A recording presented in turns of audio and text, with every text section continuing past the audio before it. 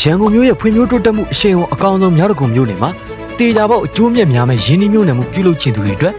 ထူးခွင့်ကြီးကိုရွှေ property ကနေယူဆောင်လာခဲ့ပါပြီ။ငွေတစ်လုံးတစ်ခဲလည်းရှိစီရမလို့ပဲအတိုးမဲ့အရေးကြဒါမှမဟုတ်ဗန်နဲ့ချိတ်ဆက်ပြီးနှစ်ရှည်အရေးကြဝယ်ယူနိုင်မဲ့အပြင်မြောက်ဒဂုံရဲ့ location အကောင်ဆုံးနေရာတွေက